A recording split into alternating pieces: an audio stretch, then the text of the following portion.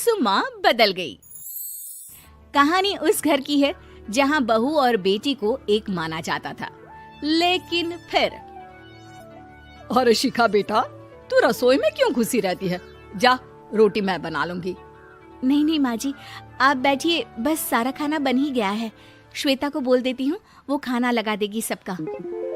Sorry भाभी, मेरे पास वक्त नहीं है। माँ, मुझे पैसे देना, पार्लर जाना है। हाँ हाँ चली जाना, भाभी को भी ले जाना। वो भी जाने को बोल रही थी पार्लर, पर पहले ना मदद कर दे उसके खाना लगाने में। देख माँ, वो बहू है, उसे बहू रहने देना, इतना सर पर मत चढ़ा भाभी को। श्वेता, ज्यादा मत बोला कर। बहू और बेटी में कोई फर्क नहीं होता है। जा जाकर काम कर। ननद को माँ का भाभी से इस तरह प्यार करना बिल्कुल अच्छा नहीं लगता।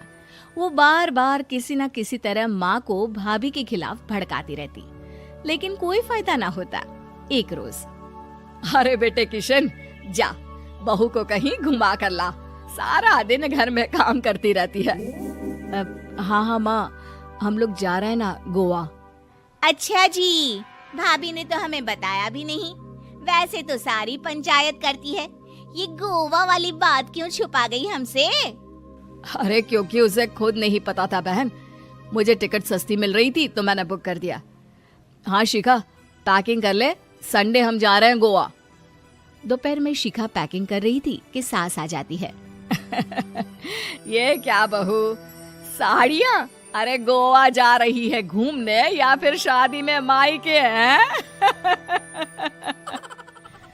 माँ जी, ऐसा कुछ है ही नहीं, समझ में नहीं आ रहा क्या रखूं कपड़े में। अरे तेरी और श्वेता की साइज तो एक ही है, उसके कुछ मॉडर्न कपड़े ले ले, आकर लौटा देना। हाँ माँ जी, ये ठीक रहेगा। शिखा श्वेता के पास जाती है और उससे कपड़े मांगती है। ना जी ना, मैं अपने कपड़े ना दूं, वैसे भी फैल जाएंगे मेरे कपड़े, बहुत महंगे वाले हैं। शिखा मुंह लटकाकर कमरे में आ जाती है तो सास कहती है, चल तैयार हो जा, तुझे मैं शॉपिंग करा कर लाती हूँ गोवा की। बस फिर क्या था, सास बहू निकल जाते हैं मार्केट और एक से बढ़कर एक ड्रेस खरीद कर घर आते हैं। पहले बता देती कि नए कपड़े दिलाने वाली है भाभी को, तो मैं अपने ही दे देती ना भाभी को, मुझे दिला देती नए कपड़े।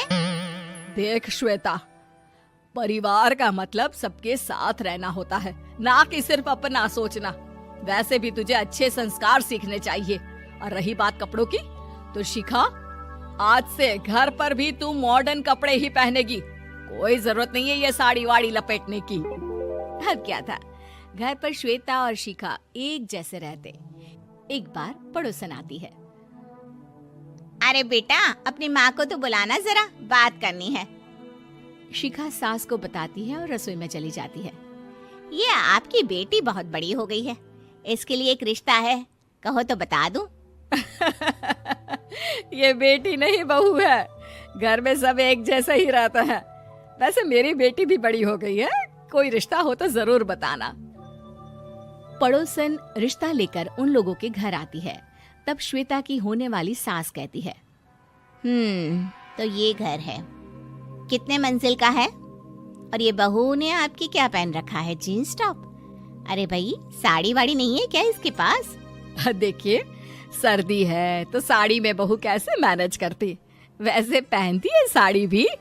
देखिए, हम लोग ठहरे पैसे वाले लोग, कोई कमी नहीं है हम लोगों के पास पैसों की, बहुत पैसे हैं, जमीन, नौकर चाकर, कार, सब कुछ है, लेकिन घर में संस्कारी बहू चाहिए।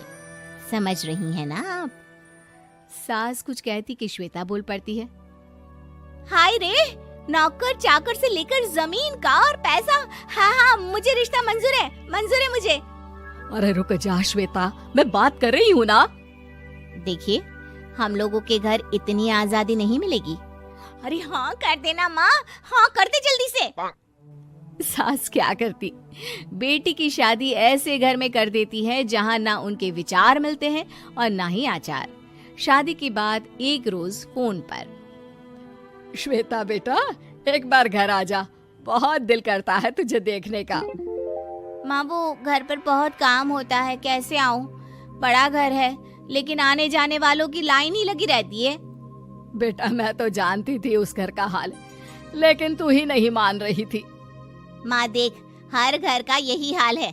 तेरी बेटी को यहाँ घूंघट हटाने की परमिशन नहीं है और एक तरफ भाभी स्कर्ट पहनकर घूम रही है। बेटा मुझे क्या पता था कि मेरी बेटी को ससुराल के नाम पर पिंजरा मिल जाएगा। अच्छा माँ, फोन रखती हूँ, सास को गर्मा गर्म रोटी खिलानी है। तुम लोगों की तरह नहीं कि एक रोटी बनाओ, एक सब्जी बनाओ, फिर सारा दिन फ्री होकर घूमो। सास फोन तो रख देती है, लेकिन सोच में पड़ जाती है कि एक तरफ बेटी जिसे कोई आजादी नहीं, वहीं दूसरी तरफ बहू जिसे देखकर लगता ही नहीं कि उसकी शादी भी हुई है। अगले रोज। शिखा, अरे ओ शिखा। हाँ माँ, क्या हुआ? कुछ चाहिए आपको? मैं जिम जा रही थी। जिम के कपड़ों में बहू को देखकर सास को घूंघट में अपनी बेटी का ख्याल आता है। देख बहू, घर में बहू की तरह रहा कर। इतने टाइट कपड़े पहनकर जिम जाना पसंद नहीं मुझे। जा जाकर रोटी बना। रोटी? माँ अभी तो शाम के 6 बजे हैं, इस वक्त रोटी? अब क्या मेरे खाने पीने पर भी पहरा है? अरे जब मर्जी तब मैं अपने घर में खा भी नहीं सकती क्या? बहू को अजीब लगता है। वो समझ नहीं पाती कि जो सास कल तक इतनी सपोर्टिव थी, उन्हें अचानक से क्या हो गया। वो किचन में जाती है, गरम रोटी के साथ 2 तरह की सब्जी, रायता, सलाद सब लेकर सास के पास आती है। माँ जी, खाना। इतना सारा खाना? राक्षस समझा है क्या मुझे? रोटी मांगी थी मैंने गर्मा गर्म बस। पर माँ जी, रोटी खाती किससे आप? सब्जी तो बनानी थी ना। अरे भूख मर गई मेरी तेरी बहस से। जा जाकर काम कर, अंदर पूरी रसोई साफ कर। बहू अंदर चली जाती है। थोड़ी देर में श्वेता घर आती है। अरे शिखा, जल्दी से चाय ला, पकवान बना, मेरी बेटी आई है।